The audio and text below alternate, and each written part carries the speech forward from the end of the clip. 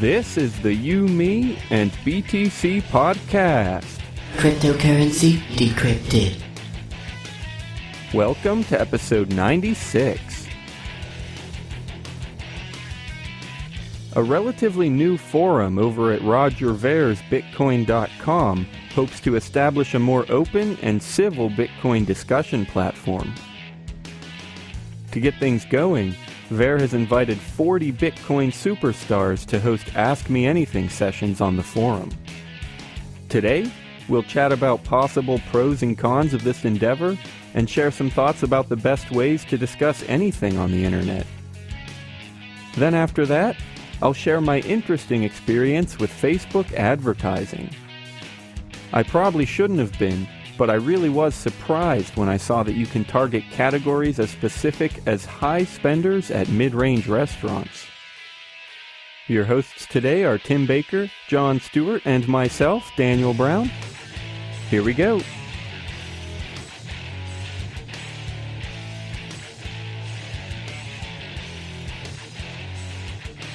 Hello, everybody. Welcome Hello, back to everybody. Is that what I sound like? That's what you said. Hello, everybody. This was your chance to not seem like an idiot. Screwed up. Hi, everybody. I hope everybody's doing well. We're back with the You, Me, and BTC podcast, your favorite and best and most insightful news place for all of your Bitcoin We're not and news, related Tim. news needs. We're not news, Tim. All your related No, we Bitcoin say everything pondering. perfectly. We never get anything wrong. Yeah, it's not news. We are the best and the most insightful ponderers of the Bitcoin and whatever we redeem related to Bitcoin and its subsidiaries for our show. Anyway. I'm here with Ponderer 1 Daniel Brown. and Ponderer 2 John Stuart. and Ponderer 0, me, Tim Baker. Was that your attempt to, put yourself in front of us? No, it makes me different because I'm not, a normal number like that. Hey, real quick, before we get into this stuff, speaking of numbers, this is episode 96, which means we are approaching episode 100. Holy crap. That's crazy, I think. Holy crap. But obviously, when you add an extra digit to your numbers, you have to do something crazy, right? Yes? So, yeah, I don't know what we're going to do. We got to figure it out. We got to do something. You know what we could do? We should do is broadcast for 100 hours straight live. That's what we'll do. Yes, definitely. As much as I would love to. That would be great for publicity. Oh, it would be deadly. We can have 100 hours at the house, and we'll just go on Monster, and just at 92, we'll start debating the block size thing, and I think we'll actually come to some kind of an answer because we're just so spaced out, caffeinated. It would be really deadly, but mostly for our listeners. It would be more deadly for our listeners than for us, so... Anyway, if you have ideas, anything just completely off the wall that we could do, let us know. Tweet us at YouMe and BTC. Send me an email, Daniel at youmeandbtc.com. Yeah, however you can. Leave a comment on our website. If you have a frickin' crazy idea, let us know, and we'll see what we can do. Or even if it's just a regular, uncrazy idea, that's cool too. Yeah, anything at all. Anyway, so let's see. We want to mention Purse real quick, right, Tim? Well, yeah, I guess we do. Purse is now offering with us, we have an affiliate program where if you buy over $50 worth on Purse, you get a millibit 10 for millibits. free. 10 millibits. millibits for free. Is that for if you're buying stuff on Amazon? Or is it Yeah. buying... We talk about them all the time, but if you don't know, they kind of link up with Amazon in a variety of different ways now. They have some new stuff, but originally it was through wish lists. They would link up with Amazon. And yeah, you can order Amazon stuff, pay with Bitcoin, and get a discount of anywhere from, well, you set the discount, and the lower your discount, the faster someone will accept it. But if you're willing to wait, you could get 20, 25, maybe 30% off. So yeah, it's a shopping network, spend Bitcoin, and buy Amazon stuff, get a discount. If you want to do the affiliate part, you have to use our code YMB. That's obviously for you, me, and BTC. YMB is the code. Spend $50 and you'll get 10 millibits back as a credit. So yeah, if you want to support us and get a discount, save tons of money, try it out. The code is YMB at purse.io. I guess we should say that too if you don't know. Purse.io is the website. So yeah, let's go then. I guess today we're going to start with a discussion about some new Bitcoin forums, which are over at bitcoin.com. And I guess this was kind of Tim's find, I think. So I guess I'll turn it back to him again and hope he doesn't screw up as much this time. Like I said before, it's all part of it, Daniel. It's all part of the process, and it's all part of Tim, you can't tell our audience that. It's supposed to be organic. They can't know that we're like devising all this stuff to fit together so perfectly. So, as probably a lot of people know, the Bitcoin Talk forums have been one of the biggest places to talk about Bitcoin, to read about Bitcoin, and it's just a big forum of a lot of different users. And I like forums. They're good to see a lot of different information, but there's some people who will say that because it's a forum, like anything on the internet, when anyone can pretty much give their opinion, then you're going to get a lot of stupid opinions and opinions that aren't worth coming out, which I completely agree with, but normally there isn't a good way to like make or force conversations that are open to be intelligent. But there's this new forum/website, bitcoin.com, that the forums just went live on. But yeah, the forums just went live. Bitcoin.com is relatively new, maybe 6 or 8 months. That's just a guess. Newer than you'd think. Yeah, like exactly. Way newer than you'd think. But it is a pretty nice website. It tells you just all about Bitcoin, obviously. But yeah, the forums are brand new. And what they're looking at saying is going to be different with these forums, at least one of the bigger parts of that, is that they're going to be trying to push a lot of AMAs of big people in the business, in tech stuff, in really anything related, so that they can get questions from people who are going to inherently take it more seriously, or at least hopefully take it more seriously than the average person. And I think that's obviously what they're trying to go after here, is to make something where there's more of a serious discussion, what they would say as adult discussion. I don't know exactly what that means. I think that would probably mean towards less talk about, less like the philosophical stuff of Bitcoin that I do remember. I haven't been on Bitcoin Talk forums for so long, but there is a part of that about anarchy and libertarianism, adding all that stuff in, or socialism. And I think more taking away from that and focusing more on Bitcoin as a technology and the technologies that can come from it. Right. I think you said talking like adults or something, which is part of the subtitle for this article, which is on medium.com from John Southhurst. But yeah, the subtitle is, okay, it's not like a subtitle. It's like the meta description or something. It's way longer than a subtitle.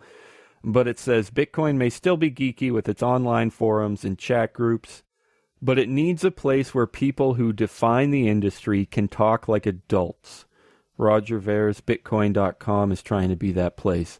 So here's the thing. I like the sentiment. Like, yeah, of course, there's, no matter where you are, there's annoying, random, obscure, spam, whatever. There's just anywhere online, Twitter, Reddit, wherever you go, of course there's going to be random, extra, pointless fluff. I said like a million words there, which were fluff themselves. Anyway, I like the sentiment. Sure, yeah, let's get some professionals in here. Let's talk like adults. But I don't really see how they're going to enforce that. I mean, unless you like limit it where like you need credentials, like you have to prove that you are Andreas Antonopoulos, or like maybe only Bitcoin CEOs can talk on there. Unless you do that, which I don't think they're doing at all. I mean, I wouldn't really see why they expect it to stay professional or anything if they're just going to let anyone in. I mean, maybe the culture Like maybe it'll be a place for a while that attracts only more professional people and detracts the spammers or just random people. But I mean, and that would be just like a cultural thing. Like if they can keep it kind of higher quality just by the way they act, it might work for a while. But I don't really see how they could make it stay that way for very long. Yeah, or if they're going to be able to if they're going to keep on being able to get more people to do it and to keep it fresh and keep things different. Well, that's true too. Keeping it different. That was my first concern.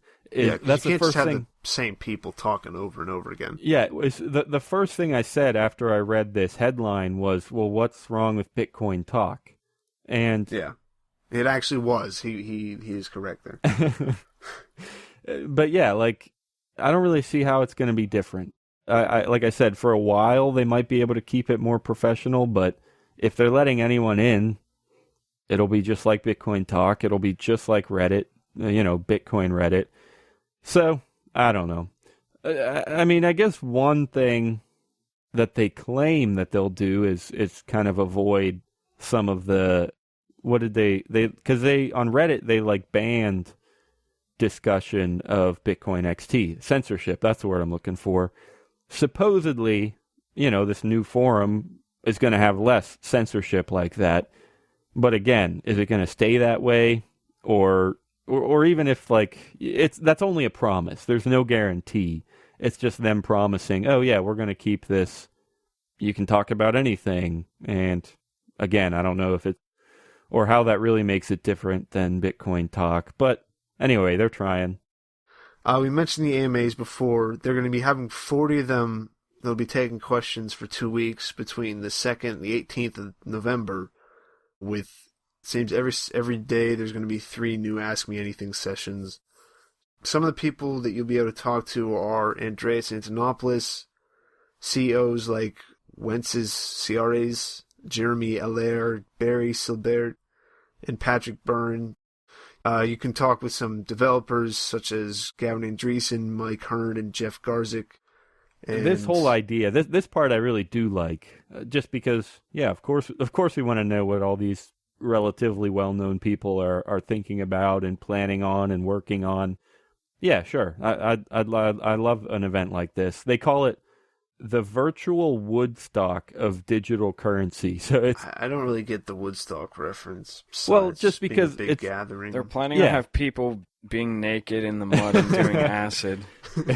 Hey, we could make it happen. I don't know what the difference between that and our Bitcoin is, but I made a joke. Anyway. I think it is like you said, Tim. It's just a gathering. A bunch of people for 2 weeks getting together and have a good time. I don't know. It'll be great for marketing. They should get tons of attention. A bunch of people making threads and asking questions, and it'll just go on for 2 weeks. And I think that's a really good way to kick this off. I mean, if you just put it there and just left it, like I said, people have no reason to switch from Bitcoin Talk. It's already the central hub. It's already where everyone goes. So if you try and post on a new site, it's gonna get before fewer eyes. So why would you do that? Well, to solve that problem, you need some good marketing, and I think this is it. Yeah, this is a great idea. It'll be tons of fun. It'll get them lots of attention. I still don't think it would really put it ahead of BitcoinTalk.org. I think that's a pretty big hurdle to leap. But, yeah, sure. Like I said, it'll be fun. John. Yeah. How much do you believe in them? In I don't know, this idea of this difference. That is how much he believes in you. Yeah. I mean, I should probably, not actually say words because it's, not, I don't know. It's too thought out. I feel like I'm expressive with my noises enough. You guys should just ask me things and I'll just make noises. No, we need noises and facial expressions, and that's it. I don't know if I do the facial expressions that much. But, people always make fun of me for, noises that I just randomly make that I don't realize I'm doing. Well, I have to edit, so I will say I do notice quite a bit. Yeah, well, anyways. I mean, I There pretty was much again. agree with... Yeah. Okay. He's like, okay. I pretty much agree with you guys. I mean, I guess maybe the one thing is that they were saying, what did they say about Bitcoin Talk? They were saying, like, it has a reputation for being the peanut gallery or whatever. I don't know if that's true, but I guess if you're someone who doesn't know anything about Bitcoin, you're probably, like, going to go to bitcoin.com first. Oh, yeah, they do say that. Yeah. So, I mean, that's like a big deal. I think it's just, like, more visible. Oh, yeah, absolutely. They said it's a name that's far easier for newcomers to stumble upon. Yeah, and that's absolutely true. I would imagine that tons of people will just type it in, start reading about it, and then jump on the forums. So yeah, I do see that. So here's something that could be a pretty big question. They say that Andreas Antonopoulos expressed his frustration with traditional Bitcoin discussion channels and prefers neutral territory like Twitter. And I think that's an interesting question. I mean, which would you prefer? Would you prefer a Bitcoin-focused Reddit and kind of moderated Reddit? Or would you rather use Twitter, where you can say whatever you want and it's really not going to get removed? I mean, I'm sure Twitter removes some stuff like violence or whatever, but you can talk about Bitcoin XT all you want. All day, every day, you can bash it, you can praise it, you can pray to it. Like, you can do whatever you want on Twitter. So, yeah, I don't know. Which would you guys prefer? Is there a benefit to either one? Are there drawbacks to either one? Well, I think the thing they said about Twitter, that it has a pretty bad signal-to-noise ratio. That's true. Yeah, I agree with that. I mean, I think the point here was that there's a lot of noise on Twitter, but actually, for me, I think it would be the opposite. It's not that there's a lot of noise on Twitter. I mean, yeah, of course there's some. I would say that there's very little signal on Twitter because... Well, that's what they mean. The signal to noise ratio, what they're saying is there's way more noise than there is signal. I know. I was just saying, I think, I could be wrong, but when I first read it, I thought they were emphasizing the excessive noise, whereas I think it's more important that there's very little signal. I realize that those are both, in terms of the ratio, they're both saying the same thing, but... Yeah, well, I mean, that's a completely different argument, I guess. Whether it's that there's too much noise or there's not enough signal. Yeah, I guess you have to make a lot of other statements about things that people are doing to argue that. I don't want to do that. But either way, I agree with the fact that Twitter is not, like, it's hard to find good stuff. Yeah, like, and Facebook and whatever. Like, if you're on Facebook, like, oh, I want to find out what people think about Bitcoin XT on Facebook, I wouldn't even know where to start. Even on Twitter, I would have no clue where to start. I mean, at least Twitter has hashtags. That's a lot better. Well, I guess Facebook does too now.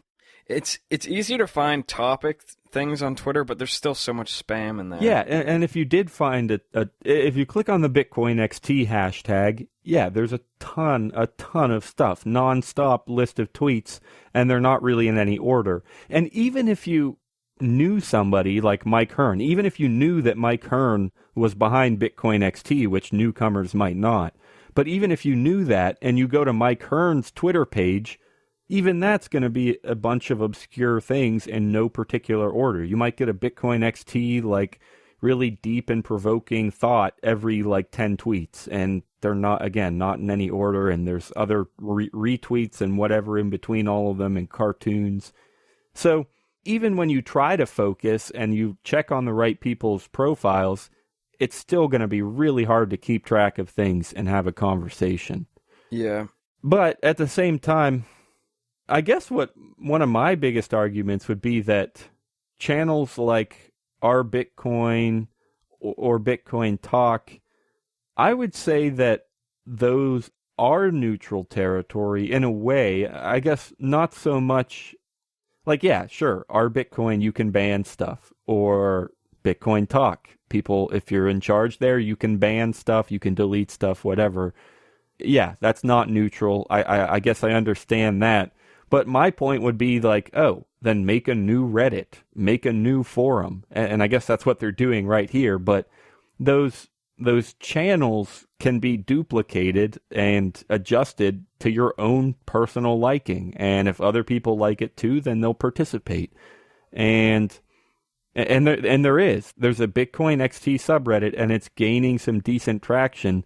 And so I guess that's what I would say is, well, pretty much if you're on the internet, you're on neutral territory. Well, no, that's not the best way to put it. I guess I just want to emphasize that if you don't like something, you can make it better yourself. I guess that's mostly what I want to say. Does that make any sense? Yeah, I think so. I don't know. I just have a tough time. Like the author here, John Southhurst, says stuff like, we don't need the gatekeepers and stuff. But, I mean, it's still, somebody's still in charge of the forum. They may or may not enforce that power, but they're still gatekeepers. Even if they keep the gate open quite a bit, they still have the control and everything. Yeah, I mean, like, you need web developers and stuff like that. Like, right. Guys, the internet is like a right, so it needs to be a lot simpler for people like me to be able to just have it for free. Yeah. No, that actually Move to reminds me, though, Finland. we did or briefly... Sweden or whatever it is. Yeah, those socialist fucks. Yeah, well, if you want your free internet, go. We did briefly touch on, I don't know, several episodes ago. Didn't we touch on a decentralized version of Reddit that somebody's working on? And yes. that's a whole new thing in itself. And, you know, we don't have to get into all that now, but maybe there's some new cool stuff on the way that really could remove gatekeepers. Who knows? Are you tired of Bitcoin dice and ready for something different? Try LuckyBit, the original falling coin game, at luckybee.it. It's the most exciting Bitcoin game on the web. You can bet on 5 different payout lines and win up to 999 times your bet. You can even use their faucet to get some free Bitcoin. Dice is boring. Play different at LuckyBit. Check it out at luckybee.it. So one thing that pretty interesting that I wanted to talk about today, not directly, actually not really at all Bitcoin related, but it's the kind of stuff we've touched on before, and I just came across this interesting thing today and thought it'd be worth sharing. So here goes. I was on Facebook. Well, I decided just for fun, really, just to see how it goes, to try out some Facebook advertising, because we focus on Twitter. We have like 10 times as many Twitter followers as we do Facebook likes. And I'm like, all right, let's try to advertise the page, get some extra Facebook likes, and see how it goes. See if it helps anything, see how expensive it is, whatever. Which, by the way, if you don't already like our Facebook page, get over there and like it. But, get on it. Yeah. So I clicked the advertise button on Facebook and started filling out information to have an ad. It's the kind of ad that'll show up in your news feed. And I was just pretty surprised by the way that you can target people on Facebook. I mean, here's the thing. We've said before how we did the whole episode. It was called, Is Privacy Overrated? We did a whole episode, and I'm sure for at least part of it, we were talking about Google and how they can give you targeted advertisement, and people freak out about who's seeing their data and who knows that they're interested in Shih Tzu puppies or something like that. Yeah, like people don't want people to know that they're interested in X, Y, or Z. And whatever. So yeah, we've touched on all that before. I knew, of course I knew that people could target you and they knew you're interested in stuff, but it just kind of was a little bit extra surprising when I actually saw it right in front of me on Facebook when I was trying to do an ad. So I figured I'd share kind of what you can do with this. There's the standard stuff. This isn't too crazy. I'm scrolling through the page right now, the page where you set up an ad. And there's the standard stuff like, oh, target the U.S. You can pick ages to target, men, women, languages, whatever. Then you can target their interests, which I guess makes sense. I mean, everyone has an interest section on their Facebook page. They can put in whatever they want. And of course Facebook is going to use that. So yeah, for our ad, like Bitcoin or libertarianism, those are the kind of people we want to reach out to. And so that's who we target. All right, fine. That's a little personal, but yeah, I guess it makes sense. Not that surprising. But then below that, there's a box for behaviors. And this one is just all over the place. There's a whole list here of categories that you can delve into and subcategories and whatever. But I'll just start with the very first one. It's in alphabetical order. The first one is automotive. And if you click that, you can click on motorcycle. Have they purchased a new motorcycle? Have they purchased a used motorcycle? Oh, there's even descriptions here. I didn't see these before. People in households that are motorcycle owners and purchased their motorcycles used. All right. Apparently you can target people like that. Are there new vehicle shoppers that are in the market, that are near the market? Oh my gosh. Purchase type, vehicle price. Have they leased a vehicle? All of that is just in automotive. And there's, 15 or 20 of these categories. There's financial here. Banking. Are they a credit union member? Are they a national bank customer? Are they full service investors? Are they likely investors? This is crazy. You can go through everything. Media, radio, internet. Households with people likely to listen to internet radio. What the heck? So do you think this is, what are your thoughts about this? I mean, you're kind of like freaking out, but I don't know like why. Yeah, okay. Yeah, I don't mean to freak out because we've touched on this before, and I'll go over it quickly. Although I really would recommend if you want to get a more complete view, I think we hit on pretty much on a lot of this stuff in that episode. Is privacy overrated? So look that up if you want. But I don't know. I guess mostly it's just crazy that they can figure all this out and keep track of all this. I know there's a ton of people out there who are going to say that this is a terrible thing, that we don't want Facebook to have this information. We don't want them to use it. And, everyone's freaked out about privacy. That's not what I'm freaking out about because, like I said, it's kind of obvious. If they have the information, they're going to use it. They're going to try to make money off of it. So yeah, I don't mean to rant like, oh, Facebook is watching every step you make. Yeah, of course they are. And everyone knows that. And if you really don't like it, then don't use it. But I can't really even see that much reason to not like it that much. I mean, so they know, like I said, so they know that I'm interested in Shih Tzu puppies. So, I mean, I'm not. I don't really care about puppies. But yeah, does that make sense? I guess mostly it was just interesting to me that they could figure all of this stuff out. I'm not as concerned about privacy as I know a ton of people are, even especially in the liberty space. I'm kind of going against the grain here, but yeah, listen to that episode if you want to hear more about that. Yeah, I mean, I know I was there for that episode, so I figured that's not what you were freaking out about. I just didn't know exactly what it was. Yeah, right. That I makes guess sense. it's mostly just holy crap, they can figure all this stuff out. Like, yeah.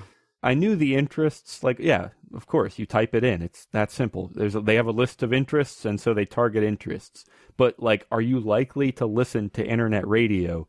That's not something that I would have guessed they would target.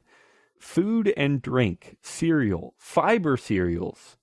People in households that are heavy buyers of fiber cereals. See, I don't like find any of this that weird, actually. Like, this all makes perfect sense to me. Because who's buying advertising? It's Frosted Flakes, or like, yeah, like these are the people who have Facebook pages, or like there's used car things. Like, I mean, it makes sense. It's just I never would have thought it would have gone this deep. Like the most that I would have guessed before is, oh, you searched for Shih Tzu puppies. that's something you're interested in. Yeah, I guess it's what I said. The most I expected before was just a list of interests. I didn't expect so many, so specific behavioral patterns, like cooking supplies, spices. I don't know. And they have sources here too, like source, loyalty card and transaction level household purchase data with multi-channel. Okay. Yeah, see, like when you're reading these out, like everything that you say, I just hear somebody selling something. Yeah. Like I can't I mean, I can't even like think of it in the terms of like, I don't know. Like I can't think of it in any other way than just like I see it and I hear it and I'm just like, or I just hear somebody trying to sell something. right. No, I mean, I agree. It makes perfect sense. It's just, I never thought of it that much. I didn't know it was that robust. Yeah. But you're right. I definitely didn't know it was that they went that in deep for like, especially that anyone who has a page could access all that. Right. Well, another one of my favorites was, are you an early technology adopter or a late technology adopter? And they keep track of that with the app that you use and like your phone. They keep track of what phone you're using to access Facebook, and they use that to tell if you're an early or a late technology adopter. See, that's one that could actually be useful for us. Useful? Why? Because we are a Bitcoin podcast. Oh, you're right. Actually, you're right. I did. I think I put in early technology adopter. And that's exactly true, because people who are into Bitcoin are looking for the latest and the greatest and the newest and the freshest.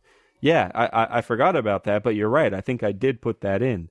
So, yeah, that's what they do. We're trying to sell stuff. Whatever. It's crazy. But anyway, yeah, let's do advice of the day, guys. What can we say? What's our advice? What can we say today that hasn't been said yesterday?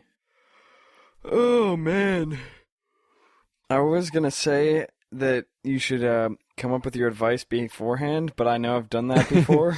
Yeah, you gave that advice before. So my advice for today is take your own advice. My advice for today was going to be, before Daniel cut me off, was don't use the same advice twice. All right. But seriously, take your own advice and come with advice. Yeah, I had that prepared beforehand. Oh, okay. All right. I planned to make fun of myself and like pretend like I didn't know what I was going to say when I actually did. Yeah, John, we're not supposed to tell him that we planned all this so perfectly, remember? But this was part of it. But this was part of it too. See, now we really are meta. Why did I do this? Shut up. Shut up, both of you. Why did I let him say that? It worked there, right? Did I say that right? You might not have had the correct number of metas. Okay. My other piece of advice is, like, don't set Daniel up for bad jokes. Although you can never really predict what that's going to be, so... That's part of the problem, is I make jokes even when I'm not set up, and that's why they're so bad. That's called like making a joke, though, Daniel. Not all jokes are set up. It's just you're just bad at doing it. Well, I didn't mean intentionally set up. I just meant like there's no place for a joke here, and I try to make one anyway and fail. No, there was a place for a joke there, Daniel. It's a podcast. You can be entertaining. Yeah, that's it's just why I made the joke, it. Tim, and it was a good fucking joke. You know, I really don't need to deal with the language right now. Excuse me. Tim, you're the only one who has said that's true. Said on the podcast. You have to you have to bleep it out again. I bleeped it from myself last week too, because I was quoting Tim's text and I said that, and then I bleeped it out. So Tim is still the only one who has said on the podcast. Yeah. Yes. All right, Tim, we need advice. Well, if you get 40 BTC AMAs going, then you're probably going to get a decent amount of likes on your Facebook page, and if you want to get a website going, pick the simplest. How was Bitcoin.com not picked up already? Oh no, it was picked up a long time ago. It just wasn't developed until recently. By these people, or did they buy it off of somebody? I'm sure they bought it from a squatter. I'm not sure, but that's probably what happened. Yeah. Okay. For probably like $100,000. Yeah, they made somebody really happy. Yeah. If you if you see like a big thing that has a stupid name for its website, pick a better name and then get a bunch of millionaires buying your product, and you'll go far. So you're saying, like, if you see somebody using bitcointalk.org, buy bitcoin.com and sell it to rich people in the Bitcoin space? Is that what you're saying? Or just do it yourself. So Tim is telling people to be squatters, basically. Yes. Kill every single good idea there can ever be and just steal everything before it makes someone else money. That's a good one. Steal good ideas. I like that advice. I did not condone this. That's what Facebook was, right? Facebook was a stolen idea, so it's a stolen good idea that's now making billions because people like high fiber cereal. So, yeah, steal good ideas. Just for the record, I've been recording this whole time, and I want everybody to know that Daniel recorded that in post. It was really awkward to listen to I know. outside of a conversation. I know.